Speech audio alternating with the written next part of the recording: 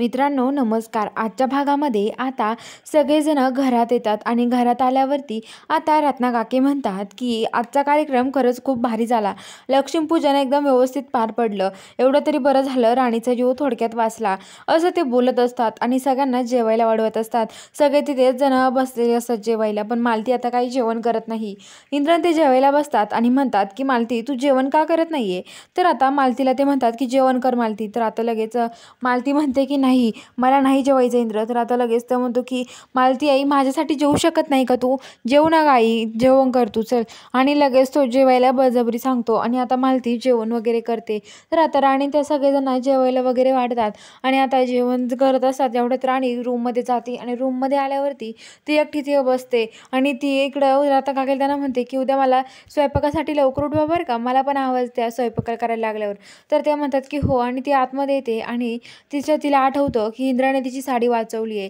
तर राणी रडायला लागते, खूप ढासं रडते आणि म्हणते की जर इंद्र सर तिथे आले नसते तर माझं काय झालं असतं, माझी साडी खरंच पेटली असती तर मला आग झाली लागली असती आणि त्या आगीमध्ये इंद्र सरांनी खरंच माझ्यासाठी उडी मारली असती का, काय झालं असतं मग, इंद्र सरांनी काय केलं असतं, माझ्यासाठी इंद्र सर आले असते का, माझ्यामुळं इंद्र सरांचे हात किती भाजले, माझ्यामुळं त्यांना किती त्रास झाला आहे, पण मी काहीच करू कसे नाही शकले, मी काहीतरी करायला पाहिजे होतं इंद्र सरांसाठी, मी काहीच करू नाही शकले इंद्र सरांसाठी, असं ती विचार करते. तर आता लगेच इंद्र तेवढा तिथे येतो आणि म्हणतो की राणी काय करतेस. तर राणी म्हणते की काही नाही इंद्र सर. तर मग तो म्हणतो की रडतोय कशासाठी राणी, तू रडू नकोस ना. तर राणी म्हणते की नाही रडत आहो इंद्र सर, मी कुठे रडते, मला काय झालं रडायला, नाही रडते मी. तर आता लगेच इंद्र म्हणतो की हो राणी झोप आता चल. तर आता राणी लगेच इकडं इंद्र आहे तो इंद्र इकडे हात धुवायला येतो आणि सकाळी सकाळी त्याला ब्रश वगैरे करायचं असतं. तर इंद्रला काहीच करता येत नाही हाताने. तर इंद्र तिथे बेसिंग जवळ येतो आणि ते उभा राहतो. तर आता तिथे राणी येते आणि म्हणते की इंद्र सर काय झालं, का उभं राहिला तिथे.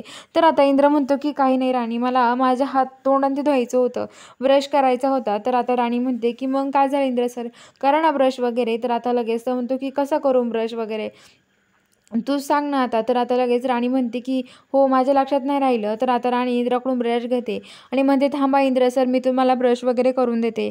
आणि राणी आता इंद्राचे दात वगैरे म्हणजे ब्रशने घासून देते आणि आता त्याचं तोंड वगैरे धुवून देते, त्याच्या तोंडावर पाणी वगैरे मारते आणि त्याचं तोंड वगैरे फ्रेश करून देते.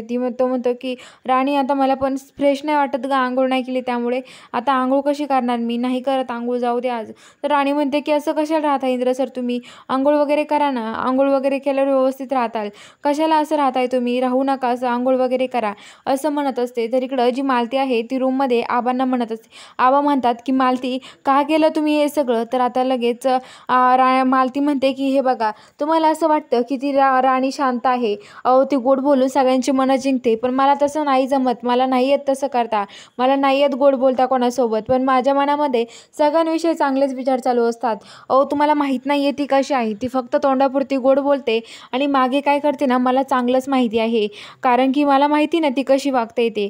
अहो ती फक्त तोंडापुरती तुमच्यासोबत गोड बोलेल, तुम्हाला तिच्या शब्दामध्ये हे करून घेईल, पण मी तशी नाही आहे, असं ती म्हणते. तर आता आबा म्हणतात की हे बघा मालती तुम्ही शांत व्हा आणि तुम्ही राणीबद्दल जे विचार आणतायत ना म्हणत, तशी राणी नाहीच आहे, राणी एकदम चांगली मुलगी आहे, असं आबा म्हणतात. तर आता ती मालती म्हणते की हो घ्या तुम्ही पण तिचीच बाजू, तुम्ही काय करणार आहे, असं ती बोलते.